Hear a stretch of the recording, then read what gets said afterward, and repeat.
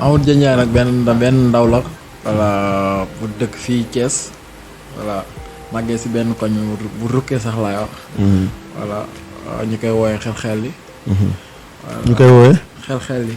xel-xel yi. waaw benn slogan la. boo xam ne sunu grand yi ñoo ko créé woon. ñun tam ñu màgg ñëw fësal ko. voilà benn koñ la mun nañ sa quartier bu ndaw. voilà ñu ñëw mel noonu tamit xel-xel yi boo waxee nit ñi sax duñ ko xam. voilà mais. du ma ne sax malgré moi tey jii ñu bëri xam nañ ko. voilà. ban jaar-jaar nga am. non jaar-jaar bu metti jaar-jaar bu neex aussi parce que voilà mën naa ne samay amis d'enfance rek laa nekkal ba léegi. ñi nga xam ne tey voilà bokk nañ école bokk nañ koñ football noor nañu dem nañ fu ne. ànd nañ fu ne aussi. voilà tey man mbégte laa si am. si koñ bi ma dëkk parce que voilà du koñ boo xam ne tey jii am na différence. ñii da nga leen xoolee ci kaw ñii nga leen xoolee ci suuf. parce que ñun ñëpp benn lañu voilà surtout man samay morom yi nga xam ne ñoom laa doon àndal démb ba tey jii. ñoom laay àndal. man loolu rek moom ci gën a neex ba tey dara ñaaw aussi ñun ñëpp. dañuy wax amul xuloo amul dara. voilà lu am solo mooy kóllëre te gis nañ ni loolu am na sa diggante ak say ami gis nañu nga tudd ni da nga doon jàng donc tey Amadou lan moo tax mu bàyyi étude bi dugg ci football bi. non bàyyi ma sa jàng parce que voilà mën naa ne maa ngi doon jàng ba ni ma demee génération foot après génération foot def naa voilà dama doon def sport étude ba année bi ma waree dem voilà année bi ma waree dem nag après mënu ma boole football bi ak étude bi parce que instant boobu équipe première daf ma soxloon en étant que voilà maa ngi doon dem Coupe d'Afrique ba pare di xëccoo meilleur buteur championnat bi. en étant aussi titulaire coach bi soxla woon ma loolu tax j'étais obligé ma arrêté école bi ma continuer foot bi quoi. parce que en 2018 voilà man je savais que si je continuais voilà mënoon naa signer après si laa naa gën a concentré aussi année bi que voilà maa ngi si course yëpp si laa gën a concentré wu quoi loolu taxoon ma arrêté. voilà xëy na balaa ñu duggaa sax ci parcours professionnel bi. tudd nga ci lu am solo mais dinañ ci ñëwaat léegi. voilà Amadou et sa famille gis nañ ni ku takk sa maam nga te am nga cofeel trop ci moom te léegi ñu bëggoon xam vie boobu noonu est-ce que mën nañ ci expliquer tuuti. waaw comme li nga wax nii tey jii boo may wax sax boo wax sama maam. voilà ni may def sax xamoo ko parce que mën naa ne sax. voilà mooy sama yaay. parce que moom moo yar. voilà malgré ma mère est ici. mon père aussi. ici donc voilà mbégte la may def parce que sama maam dafa sonn si man. tey jii man mënuma def dara ba fay ko loolu moo xam na mënuma def dara ba fay ko. parce que lépp lu mu doon sonn si man tey jii pour ma réussir la woon. te man jàpp naa ne tant que réussir ma fay ma ko. voilà man daal fayam mu di wax si moom sax mënuma ko parce que mbégte bu mu cofeel bu mu am si man ak lépp lu ma yéene man xam naa ko parce que yàgg naa sonn si man ma koy gis. voilà ba ni ma demee génération foot mu topp sama ginnaaw ba ni ma signé ba ni ma ñëwee vacances. lépp mi ngi sama ginnaaw. di ma conseillé bëggul dara lu ma métti. voilà donc maam guddal fan yàlla may la tawféex may la salaam may la taysiir ba nga fekkee njëriñu Amadou parce que yéene na la ko te gis nañ ni ci biir liggéey bi sax sentir nañ ni ku la bëgg la ku la sopp la ku am sa cofeel la ku am fu mu la teg la. donc di ñaan yàlla Mamboy nga gudd fan ba fekkee lépp incha allah voilà gis nañu parcours boobu tamit ñu bëggoon ñu nga wax ñu Amadou lan moo ko lié ak génération foot.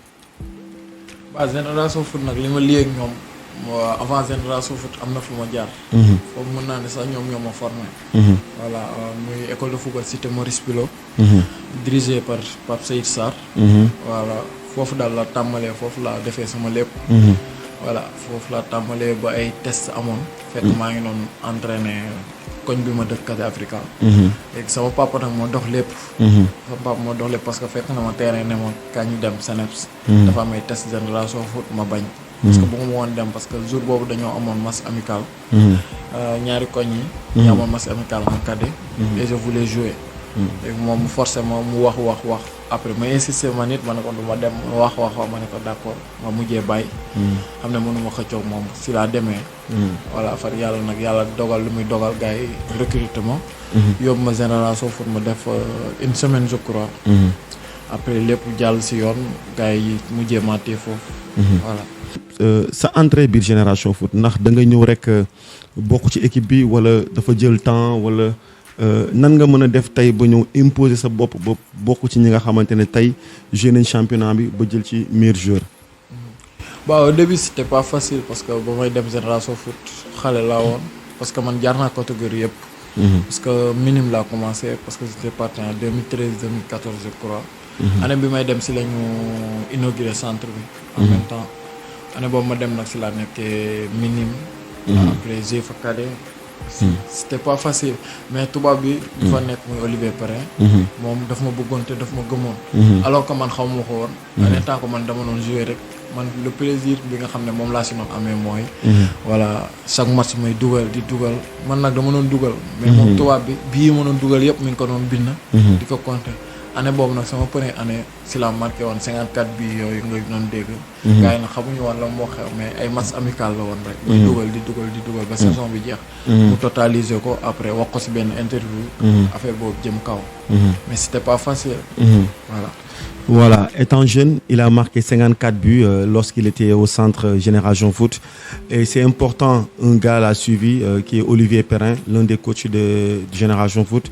Donc bàyyiwoon ci xel pour wax leen rek jël note dafa am solo parce que dina permettre statistique gu nit ki nga mën a xam fa la démarrer ba mu ñëwee moom il a su bàyyi xel loolu jël notes yi ba xam ne ni Amadou est un jeune qui marque des buts et dugal na 54 buts étant jeune donc pour wax la ni dugal bi mi ngi ci yow donc duñ ne tey da nga màgg rek mën ko donc depuis jeune la depuis xel la ndax talent boobu moo la bàyyi Génération Foot ba nga ñëwee championnat bi est-ce que mën nga ñu expliquer ba nga commencé senior sa première année championnat Sénégal. waaw sama première année championnat Sénégal waaw mën naa ne loolu moom mënu ma ko fàtte. waaw parce que sama premier match maa ngi koy fàttaliku bañ ma convoqué sax dafa ma bett. voilà parce que ñoo ngi waroon jouer ñu nag douane. voilà fekk y avait Ibrahima Niane qui était parti en sélection. man kese maa fa nekkoon comme attaquant. après ils m'ont fait confiance ñu démarré loo ma. ma joué sama premier match contre douane si laay triplé. ñu gagné 4-1. ma triplé def benn passe décisive. sama premier match boobu daal xam naa ne du ma ko fàtte après c'est ça loolu moo ma relancé quoi. loolu moo ma relancé. Voilà. Et depuis lors après retour Ibrahima da nga desaat ci équipe bi wala da nga après toogaat banc. après retour Ibrahima après dama toog banc. di dugg remplaçant. parce que année boobu Ibrahima aussi mi ngi noonu moo nekkoon ci course bi di xëccoo meilleur buteur. te année boobu sax la jël meilleur buteur après daal di signé Metz. après man j'étais 3e meilleur buteur du club. non seulement match yi ma joué woon bëriwul. voilà après y avait le Gambien. mooy Ablaye. koo jël 2e meilleur buteur avec 8 bi man mu 7 la mujjee. en étant remplaçant si fin saison. voilà.